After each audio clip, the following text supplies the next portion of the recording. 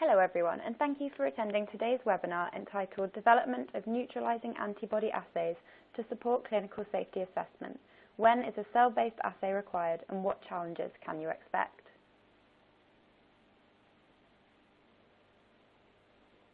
I'm Hannah Wilson, a Managing Commissioning Editor from Future Science Group, and I'll be your host for today's event. Before I introduce you to our speaker, I'd like to quickly cover a few housekeeping items. Firstly, all the widgets are resizable and movable, so feel free to move them around to get the most out of your desktop space. You can expand your slide area or maximize it to full screen by clicking on the arrows in the top right-hand corner. Please let us know your thoughts on today's webinar by tweeting us on @bioanalyseszone using hashtag BZWebinars, or simply share today's webinar with your friends and colleagues using the Share This widget on your screen.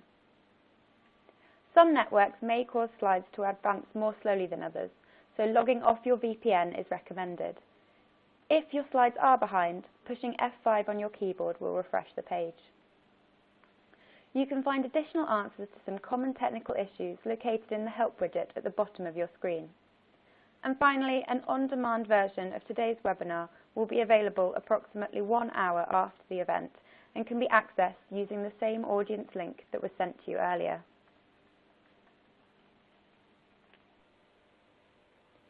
We are delighted to have Dr. Danielle Salha from Alta Sciences presenting for us today. Danielle joined Alta Sciences in September 2017 as Director of Ligand Binding Assays. Danielle leads a team of 30 scientists, quality control auditors and analysts dedicated to method development, assay validation and sample analysis to support clinical and preclinical PK, PD and immunogenicity studies. Previously, Danielle worked for over 15 years in a large pharmaceutical company supporting product development from preclinical to phase 2 by holding different positions of increasing responsibilities. In her last role, she was heading the Bioanalytical Potency and Immunogenicity Unit, in which she was leading the development and validation of in vitro cell-based potency assays to support clinical phase 1 and phase 2. We invite the audience to submit any questions you may have for our presenter throughout the webinar using the Q&A widget to the right-hand side of your screen. We will pose your questions to Danielle in a live Q&A session after the presentation and then follow up any outstanding questions offline. Thank you again for joining us today, everyone, and I'll now hand over to Danielle to start today's presentation. Good morning, everyone, and thank you, Hannah, for the introduction. So the topic of the webinar today is how you develop neutralizing antibody assays, and when and how do you apply a cell-based assay versus a ligand binding assay.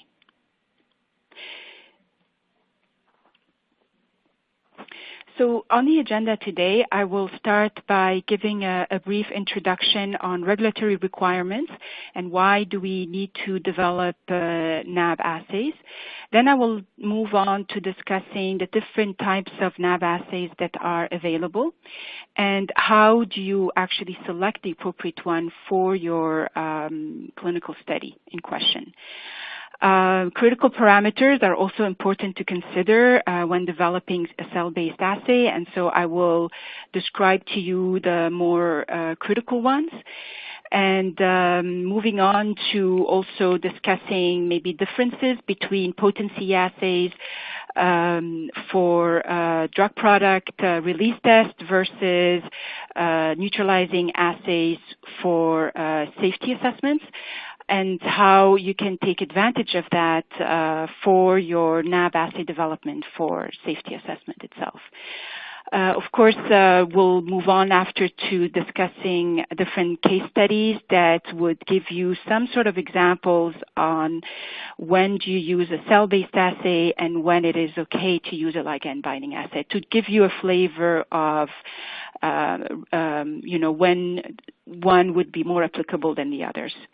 And then finally, take-home message in terms of the summary of what we've discussed today.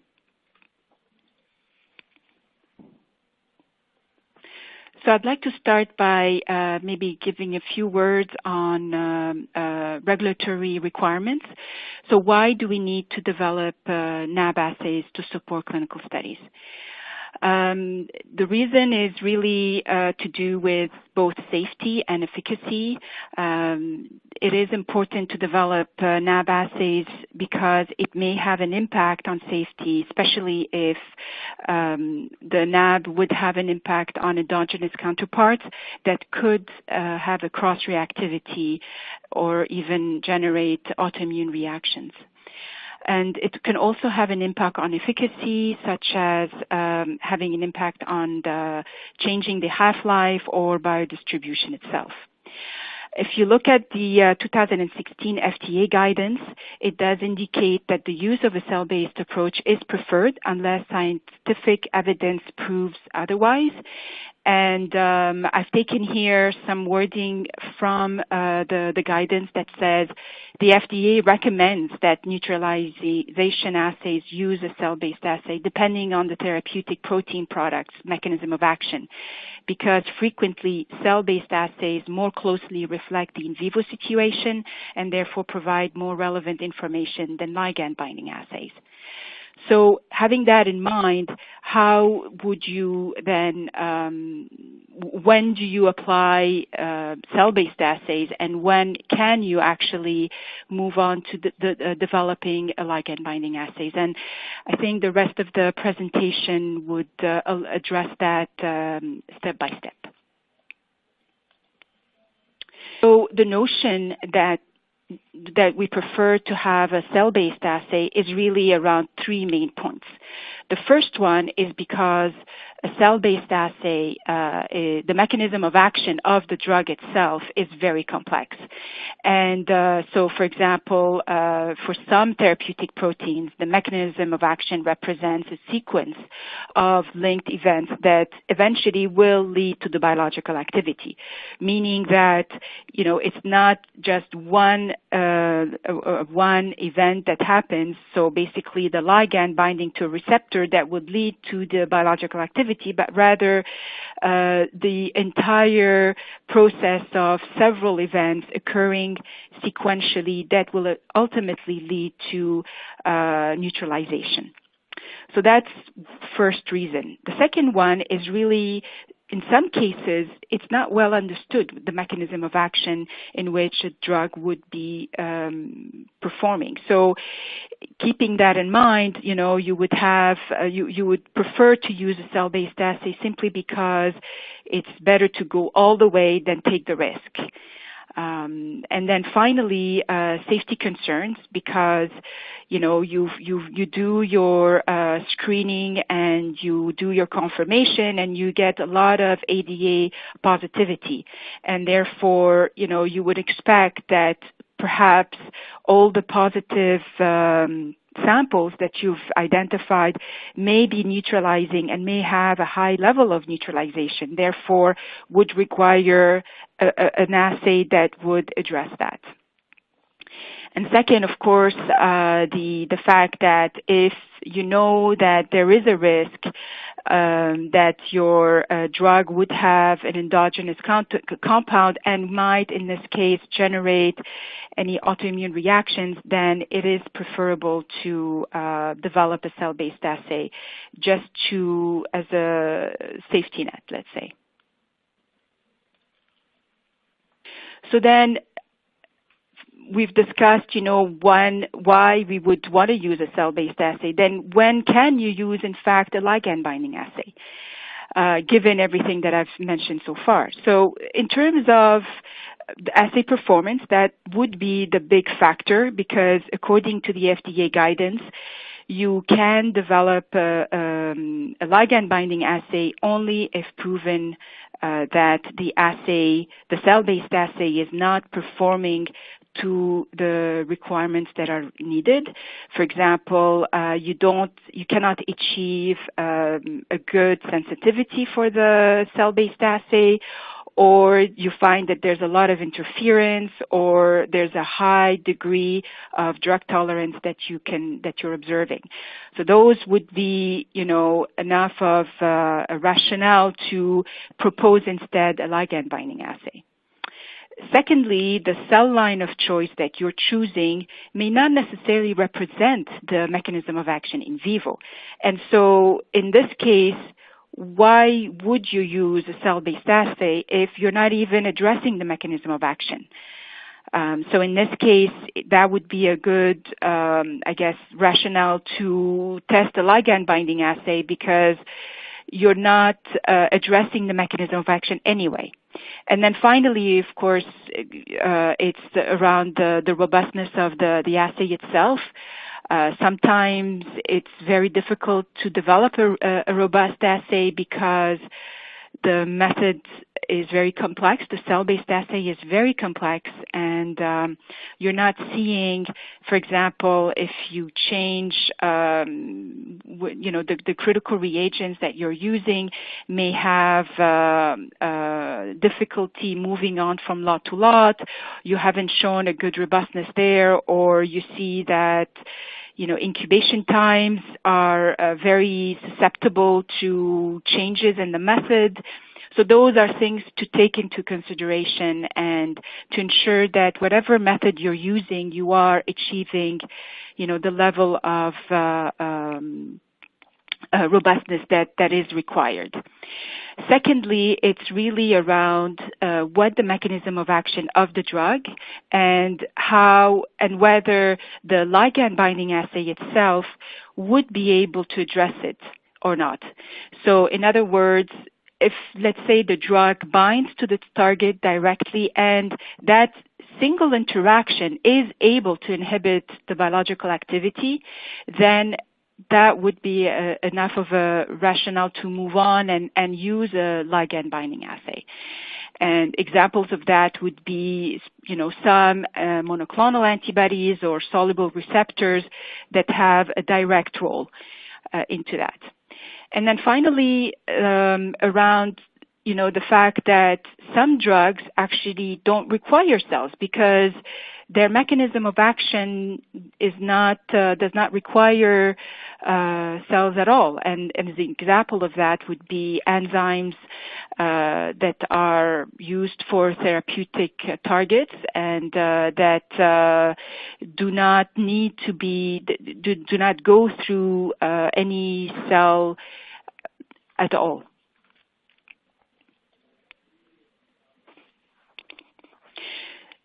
So this slide is taken by Bonnie et al. From APS journal. It's a white paper in 2016, and I've included that one because it's a good summary of, the different types of mechanism of action that your drug may have, and what would be the appropriate assay format that you would use. And so you can see that it's categorized by the mechanism of action, the drug itself, the target of the drug, and then what type of interactions you may encounter, and basically what assay format would be recommended. So it goes from all the way from agonist, where you see an immediate response that is generated, or antagonist when there's an inhibition of that response. And then how, in both cases, you would use either a cell-based assay or a non-cell-based assay, and sometimes even both can be used. So, for example, you can see that ADCs, which have dual activities, they have to target the cells, and then they will through their toxin that is linked to them, they would induce cell death, and therefore a cell-based approach would be more preferable in this situation.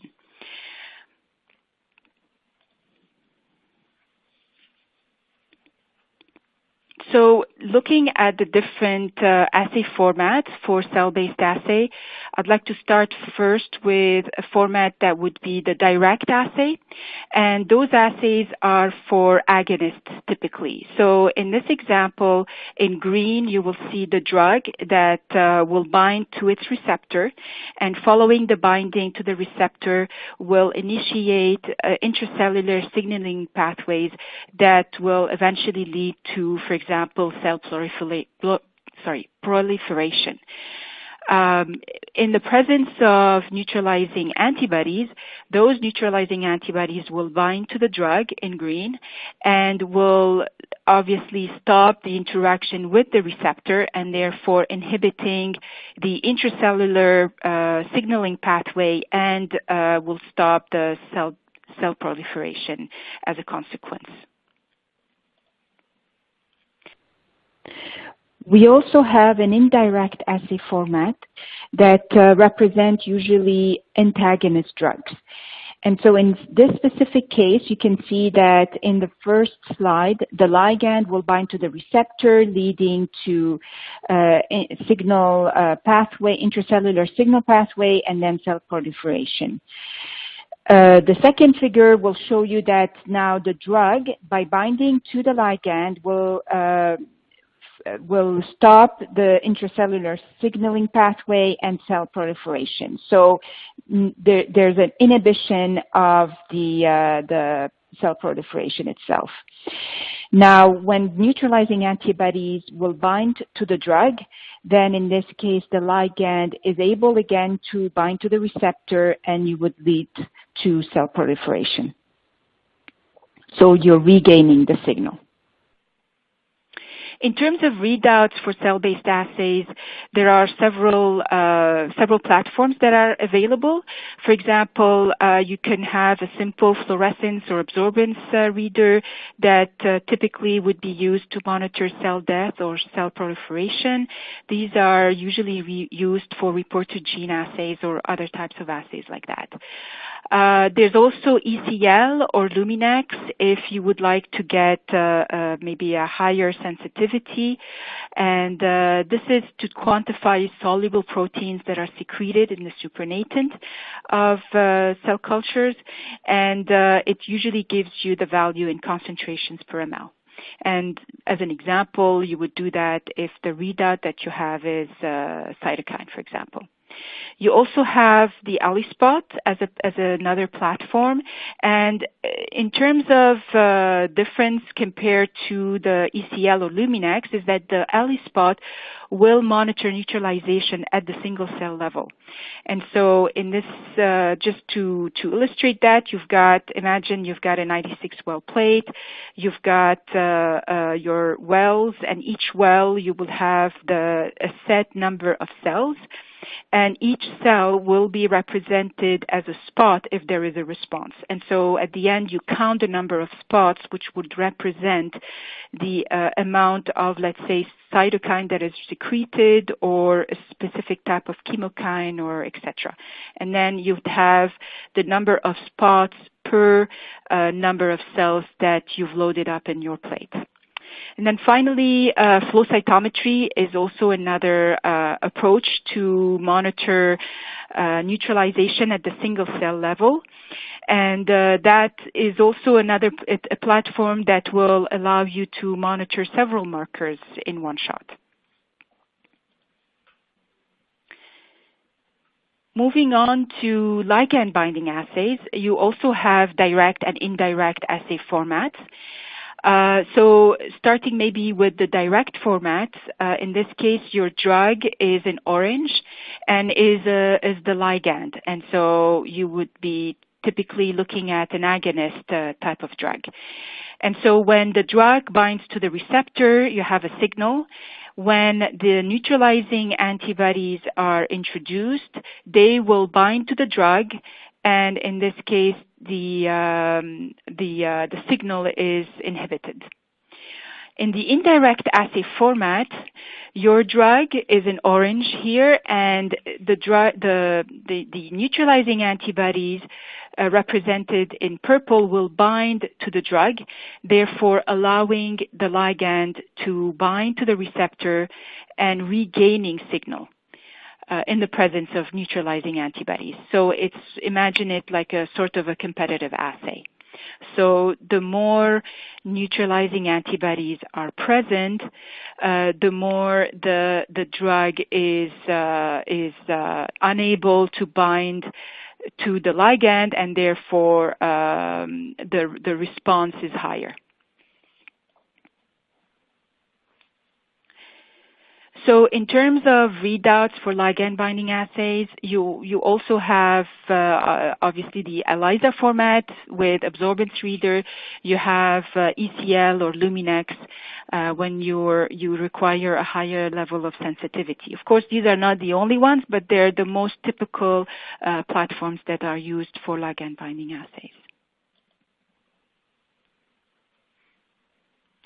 So at this stage, you've selected your format. You've looked at your mechanism of action.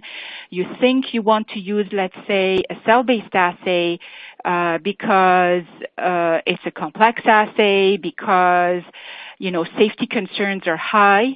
What is it that you need to consider when you're developing your assay? So I think the first point that is important to consider is whether there is a pre-existing cell-based potency assay that is available, because you will immediately see that the most of the assay development is similar, at least in the early stages, and so it's better to use something that is already present, because the cells have been selected, the antibodies and all critical reagents have been selected, and so half of the battle is already done, basically. So that's why it's better to start with a cell-based potency when it is already available. It also allows you to go ahead with whatever readout that has already been selected. The other advantage of doing that also is the fact that you're linking your clinical results to potency, because that's also important to show that since the product has been released with the potency assay is showing the same type of results as the safety assessment itself. So it's always better to be aligned with whatever all the assays that are being used for that drug itself whenever possible. The other important point to consider is the fact that what cell lines you use. It's very important. The cell line that you use will be extremely important in terms of the type of results you get. And so, as an example, using primary cells, the first concern would be lot-to-lot variability, day-to-day variability in the type of response you get. So, for example, if you are to isolate primary cells from one donor and then later on you're switching to a different donor, you may not get the same type of responses that are generated. And so ideally, cell lines are much, much better than using primary cells. Finally, the other very important point to consider is how long is your assay? Is it, for example, if the assay has a 4-day incubation time, that will definitely introduce variability in your method and will introduce, differences long-term once you're using the assay. And also, of course, it will not allow you to perform any testing in a faster routine basis. So it's, for example, adherent cells would require a longer period because you do need to seed them a day in advance versus suspension cells. Also, if you have, for example, 4 days, well, can you make that shorter? Because if you make it shorter, you will reduce the level of complexity, because as you're leaving the cells longer, they do have the opportunity of expanding, and so the more the cells can proliferate, the more you will see differences between well to well, between the replicates, the individual replicates that you're using for each sample that you're testing. And so that's why it's important to have the shortest and the most simple assay you can develop as much as possible, of course. So then the question comes, what is the difference between neutralizing assay to support product release and neutralizing assays to support safety assessment? I think the main difference is the purpose itself. So potency assay have the purpose of identifying differences between the reference drug and the lot that you're testing to ensure that there's no lot-to-lot variability. So, and neutralizing assays, when it comes to safety assessment, the purpose is to identify whether you can detect neutralizing antibodies in the patient's sera in order to make sure that there is no impact on safety or on efficacy. And so it's a high level of response versus wanting no response at all. So that's the difference, really. Critical parameters of the assay are also a huge difference. So, for example, for potency, the method itself will be either ideally quantitative or in some cases semi-quantitative, depending on the assay. It's very difficult to develop a full quantitative assay, so you have to revert to semi-quantitative. And what's important, the most important parameters for potency assays would be precision and accuracy. While the assay sensitivity, or LOD, limit of detection, is not as crucial. And you'd ask me why, and that's because the value that you're using would be the EC50 or would be, in this case, parallel line analysis. And so you're really looking at the linear range of the curve and not at the very bottom, whether the response is positive or negative.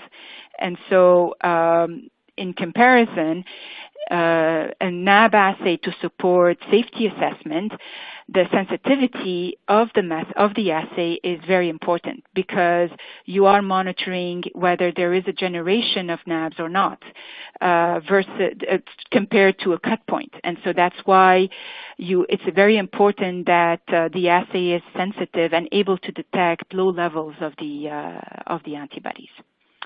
And finally, the most challenging part of the assay development for potency assay would be making sure that the assay itself is stability indicating, because as I mentioned before, the main purpose is to identify differences, whether there are differences from lot to lot, whether there's a drop in potency or you actually have a super potent lot as well. So that would be something that is important to identify.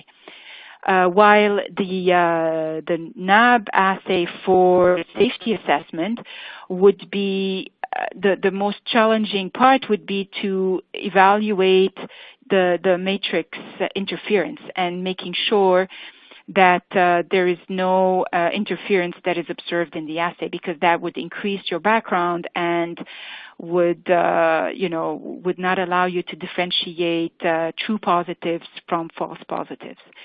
So because the difference here in this case is that you're using serum, you're using plasma versus you're using product formulation.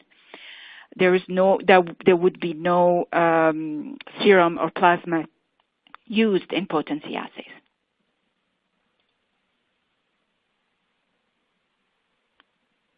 So moving on to the development of the cell-based assays and what really to expect during the process. I think I've highlighted here several points. Obviously, selecting the assay format and identifying what would be your endpoint readout. Also selecting the proper cell line and the conditions, determining the optimum drug concentration to test in the assay. What would be your positive control? Is it polyclonal, monoclonal? And then obviously determining your different levels of high positive control, medium positive control, or low positive control. And obviously determining the matrix effect in healthy versus disease states, looking at your drug tolerance, and knowing whether you need to do any acid dissociation steps or not. And then, of course, evaluating the robustness of the method, looking at different cell passage numbers, test different lots of cells and incubation time. And then at the end, of course, it's important to identify what would be your readout. Is it a yes or no qualitative readout, or do you actually require to have a titer identified through the EC50 evaluation? I've highlighted here in bold the 3 sections, so the selection of cell line, how you select the positive control, and at the end, the reportable value, because I think these are important points to consider mostly for your cell-based assay.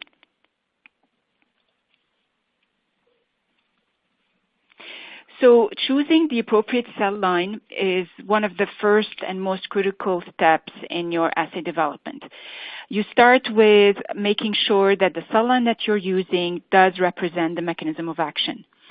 Second, you have to assess whether you can use a cell suspension, or the mechanism of action does require, for example, fibroblasts that are adherent cells. And so in this case, you would have to use adherent cells. The third point is really looking at your dynamic range.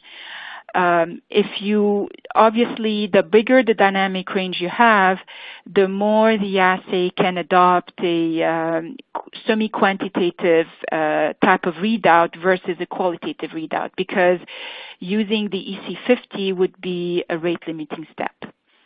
And then finally, once you've determined the cell line, you have a good dynamic range, and you have to obviously determine the cell density, the incubation time, and very important is identifying what would be your optimum plating frequency and cell passage range, because you really need to be very consistent. Every time you're performing the assay, you have to reproduce the same exact procedures to make sure that the assay is robust. So the second point that I wanted to represent as well here is, how do you choose your appropriate positive control for the NAB assay? So in this example, we've immunized rabbits, and we have 3 rabbit polyclonal sera that have been tested against the drug to look at their titers. And you can see here that, for example, AL093 has the highest signal and highest maybe titer for the drug in question, even though we've included in the assay the similar concentration of 10 nanograms per ml. And that could be due to non-specific antibodies. And so when you move on to actually testing those 3 rabbit sera in a competitive assay for monitoring the neutralization aspect, you can see that their responses are very different. So in the lower figure here, you've got the drug when it's alone. You have a maximum amount of signal that is generated. We have next to it the commercial neutralizing antibodies, which is in blue here. And so this is a competitive assay, and what we are expecting is a drop in that signal. And so you can see that there's a nice drop in the signal. When we introduce now the 3 new polyclonal sera that were generated, you can see that the rabbit sera that had the highest titer response, AL93, is in fact the one that doesn't show a significant drop in signal and therefore doesn't represent a highest level of neutralization response. That is because, you can't assume that if you have a high level of antibody titer that you would have the highest amount of neutralization. And therefore, you really need to take rabbit sera at each bleed that you get. So let's say following the second or third boost, each time you have a boost, you after 3 weeks, or depending on what the protocol would be, you would test that sera both for antibody titers as well as for neutralization, so that whatever you're using as a positive control for neutralization is actually working very well, and so that you don't get any surprises later on. And the third point that I wanted to discuss in that regard of method development of cell-based assay is how do you choose the appropriate reportable value? I think it's mainly looking at two aspects. The first one is a strategic aspect where you want to determine whether you would like to have a qualitative approach where you would monitor the responses above the cut point, and that would give you, let's say, a yes or no answer. And typically you're looking at a % inhibition response, versus looking more as determining a titer, and so by using an IC50 evaluation, in which case the serum sample is fixed in volume, and variable concentrations of the drug are being introduced in the assay. And so what you're monitoring is a shift in the IC50 titer of the drug with or without the NAB sample, because you don't know what the concentration is of your samples, of your NAB samples. Of course, if you do know that concentration, or for example, you're evaluating monoclonal antibodies where the concentration of those NAB antibody are identified, then in this case, it would be better to fix the drug concentration and vary, in this case, the antibody sera in the assay.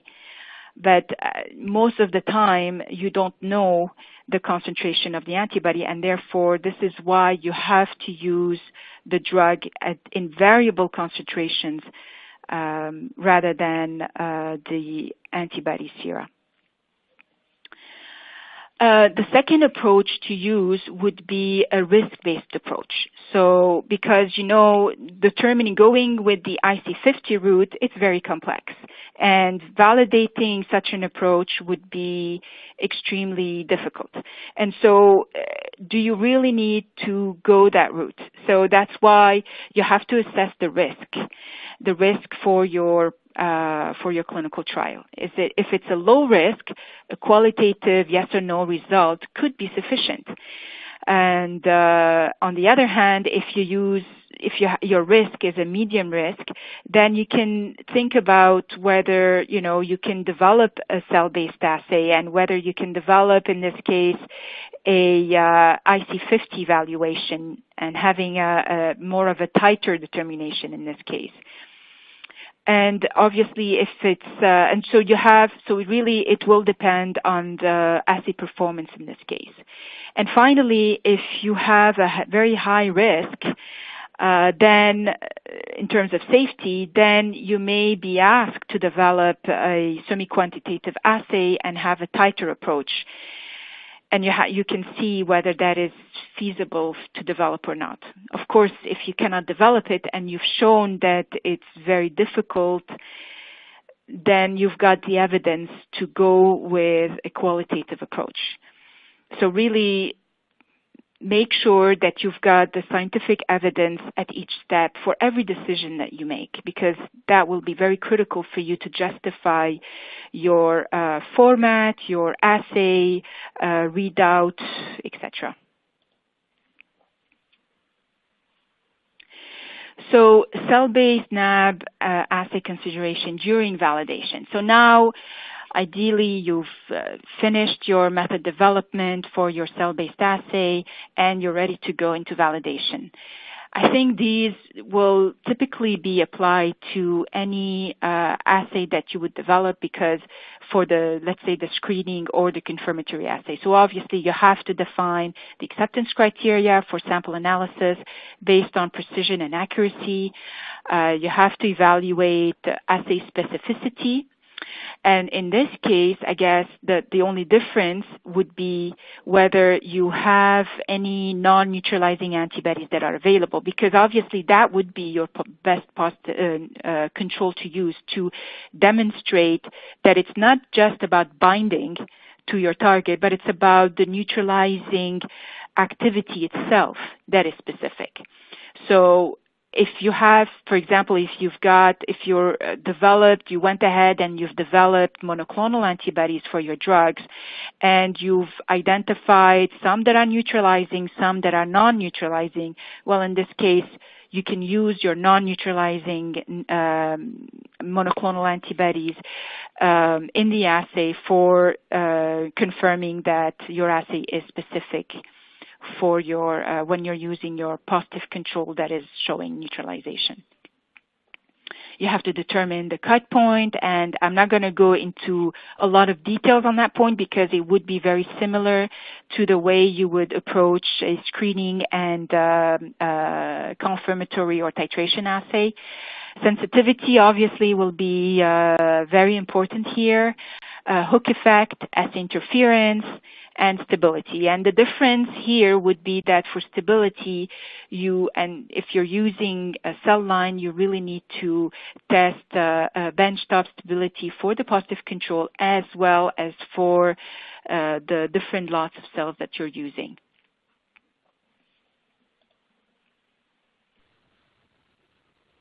So now I would like to give you some examples to illustrate the different types of cell-based or ligand-binding assays, and why would you choose one versus the other? So the first case study that I'd like to share with you today is a comparison between cell-based assay and non-cell-based assay, and how do they compare, and what was the conclusion. And so I'd like to present a paper that was published by Deborah Finko et al. That discusses known drugs that are on the market, and they've compared both the cell-based assay and the ligand-based assay head-to-head.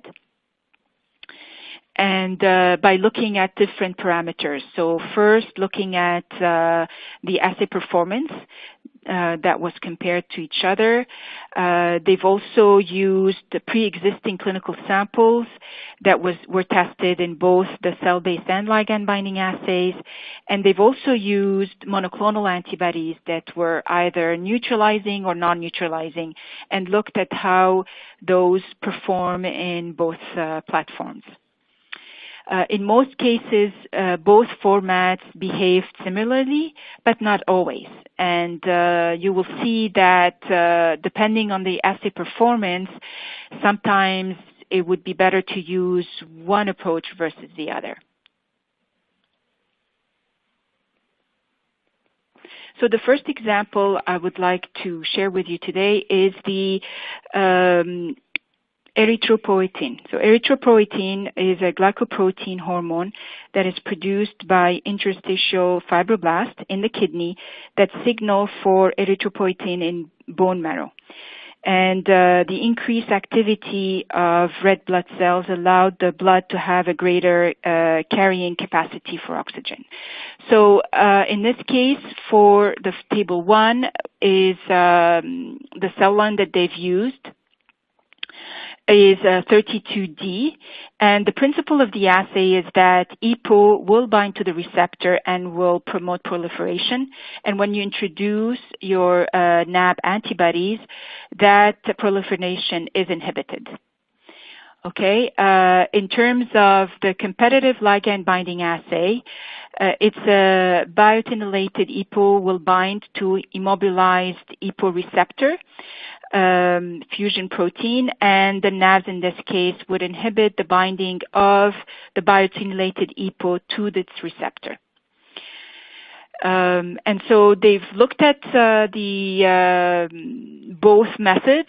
They've developed the methods in-house, and then they moved on to comparing the performance of those methods. So when they've compared the methods, they have seen that the endpoint titer is, in this case, for cell-based, is inhibition of proliferation. It's the same in both cases. The MRD is similar. You can see that there's a difference in sensitivity.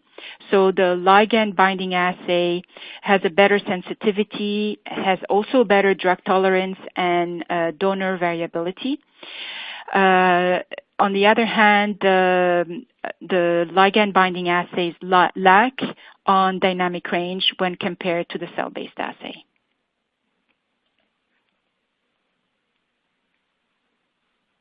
So then they moved on to using monoclonal antibodies that have different level of affinity that is shown here. And you can see how those different monoclonal antibodies will neutralize in either the ligand binding assay, which is called here CLB, or the cell-based assay.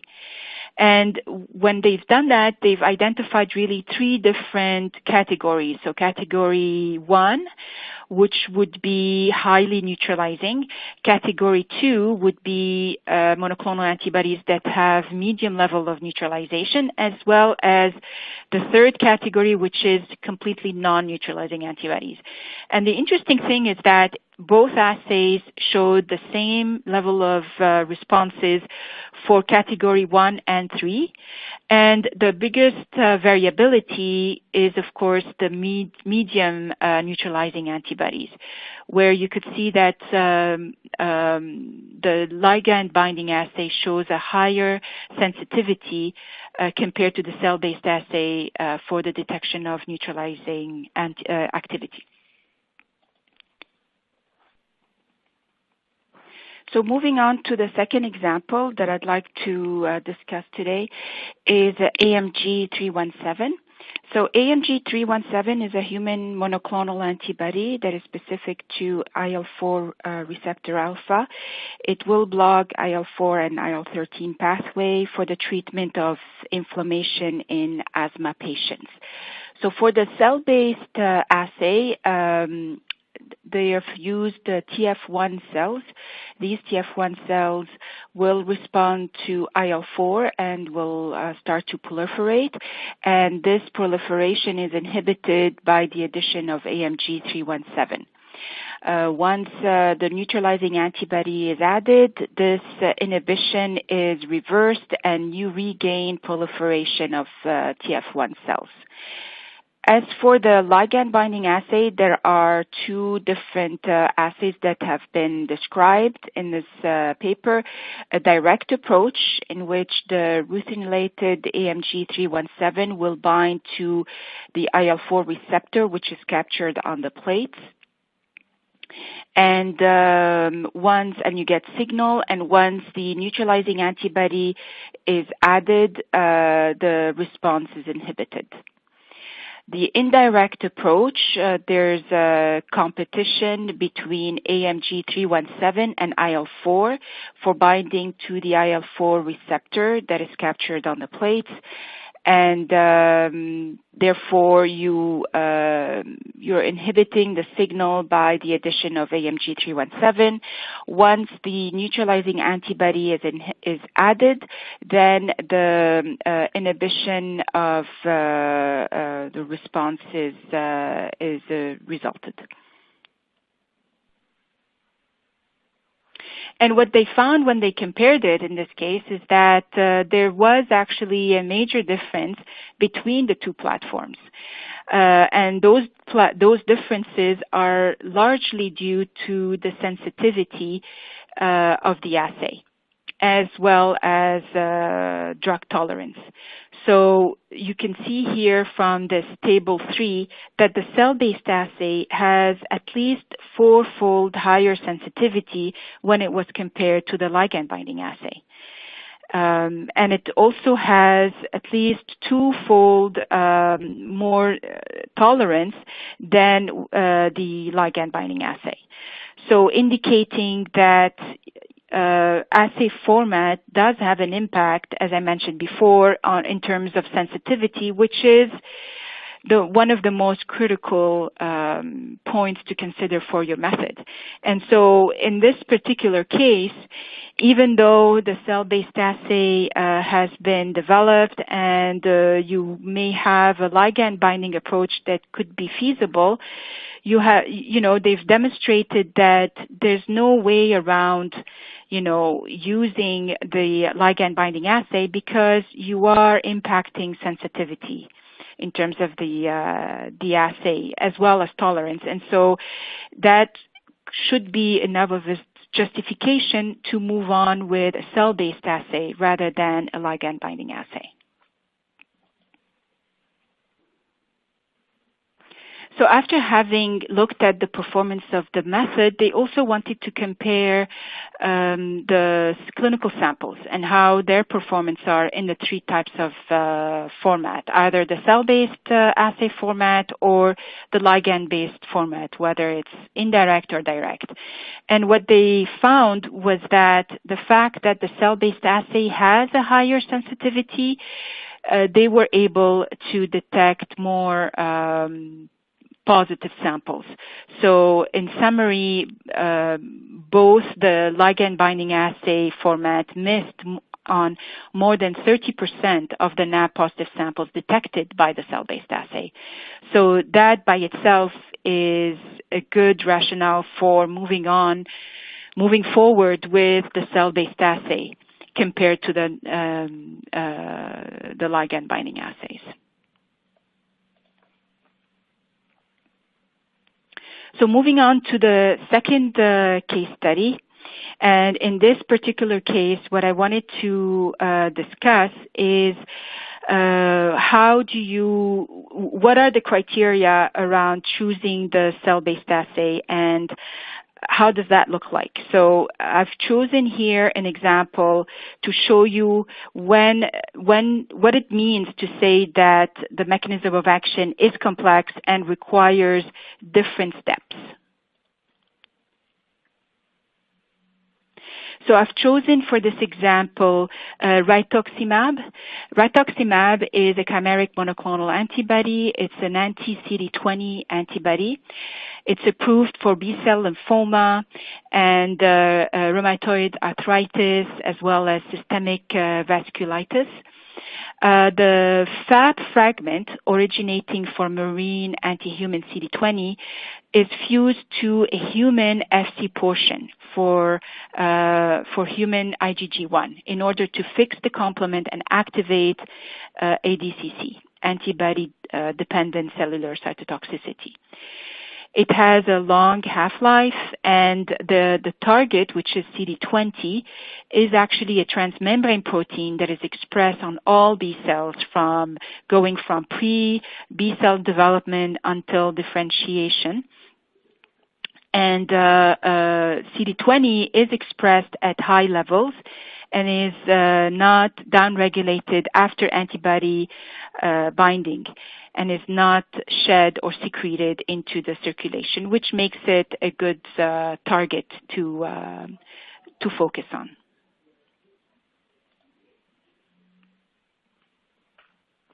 Because rituximab has 2 different functional parts, it has the Fab fragment, which attaches to the CD20, and the Fc receptor is what triggers ADCC.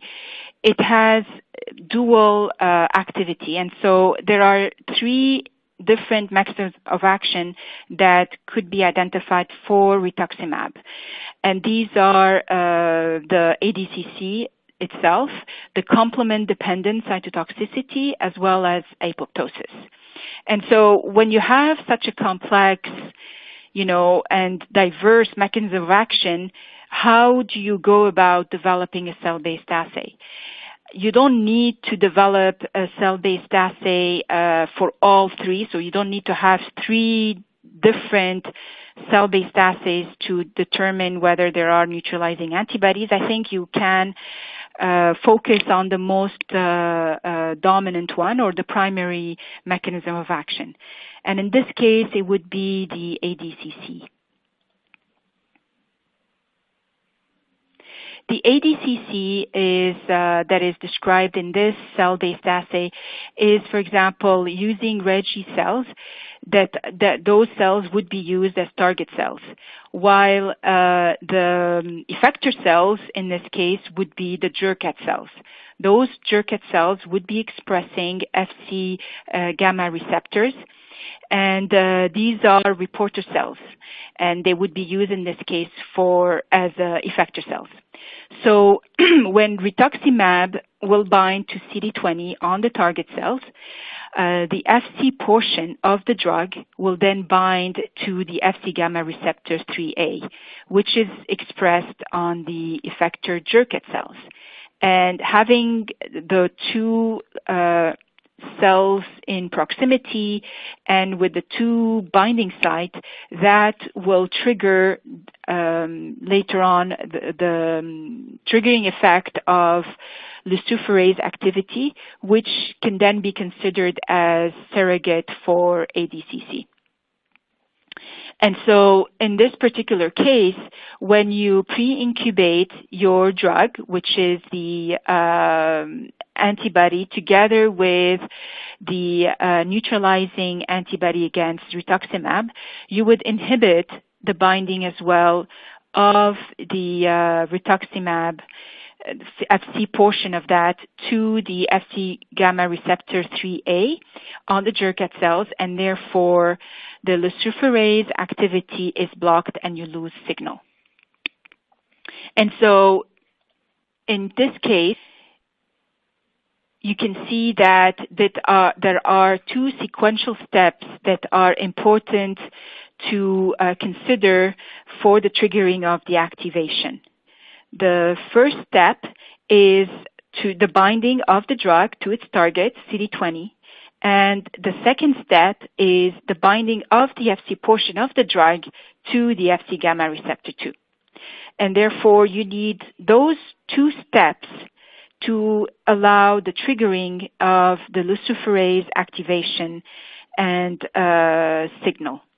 And therefore, the ligand binding assay would be very difficult to reproduce, even if you had two separate assays, one for CD20 and one for the Fc gamma receptor binding.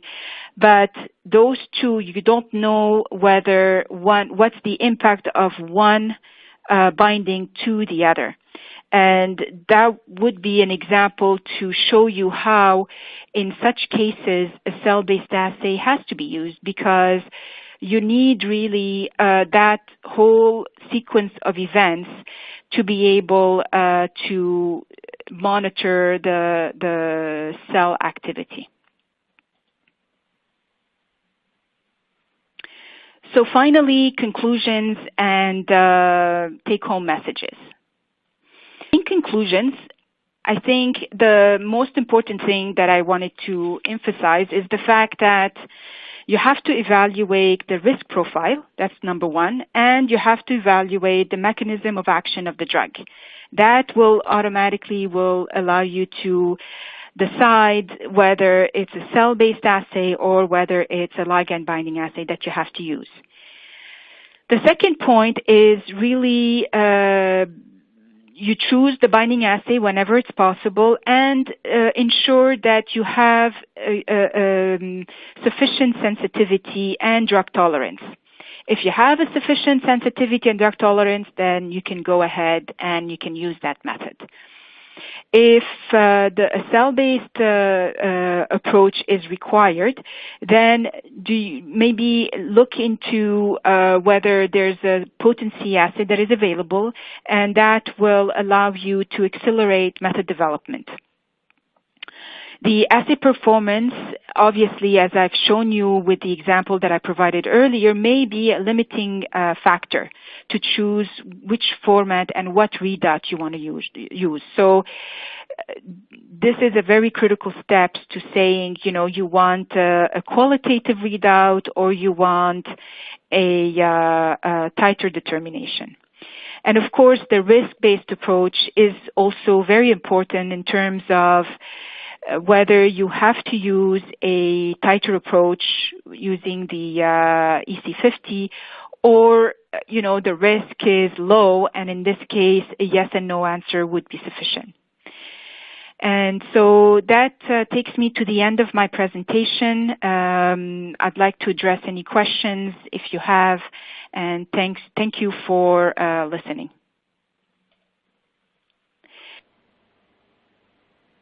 Thank you, Danielle, for that very insightful presentation, and I hope our audience found it of great interest and value. If you do have any questions for Danielle, then please continue to submit them using the Q&A tool in the right-hand side of your screen. We've actually received a number of questions so far, so we'll address some of these now.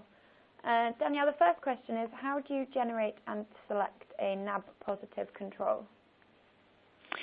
So to generate positive control for NAB assays, you'd have to start, immunizing rabbits with your drug itself, and the sera that you collect following several boosts, you'll have to test it both for the titer levels, to determine the titer levels, but also test it in your NAB assay, because that will allow you to identify which ones have a high level of neutralizing antibodies versus the amount, the titer itself. Because as I've shown you before, does not mean that if you get a high titer, does not mean that they're necessarily high level of neutralization. Thanks, Danielle. What are your thoughts for using NAB assays when you are only in preclinical studies?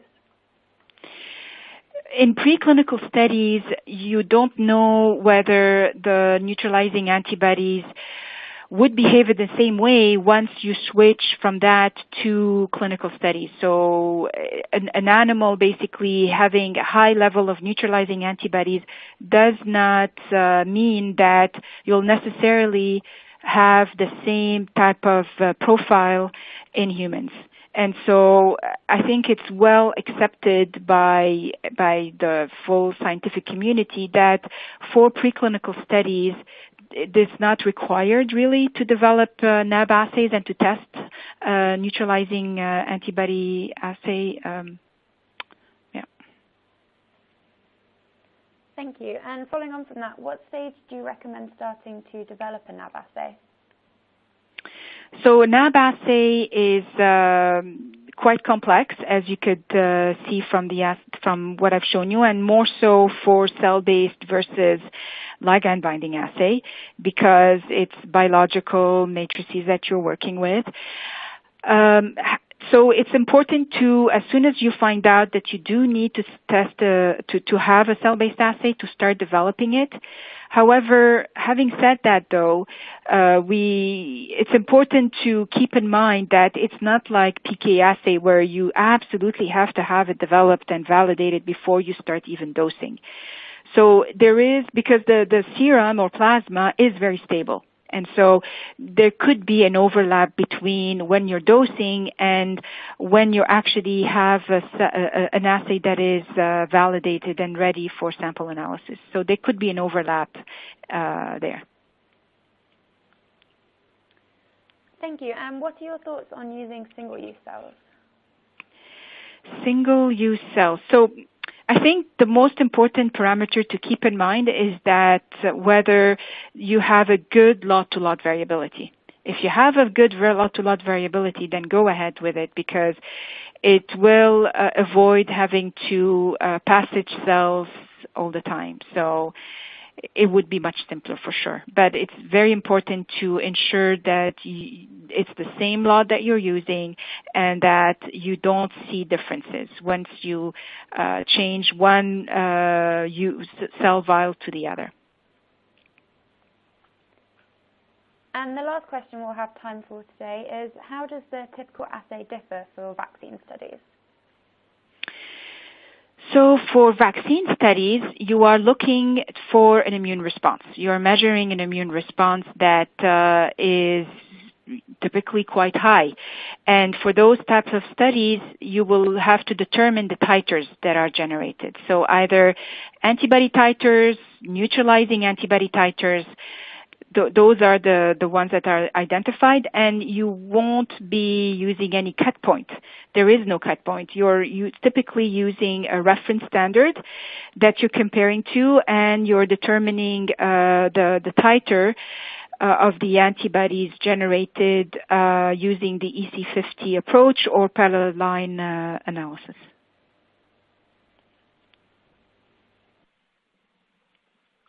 On behalf of myself and Alta Science, thank you for listening to the webinar today.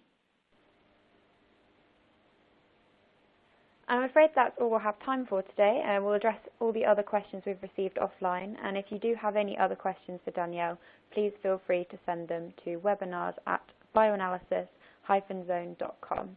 And I would like to once again thank our wonderful presenter, Dr. Danielle Salha, as well as you, our listeners, for your time and questions.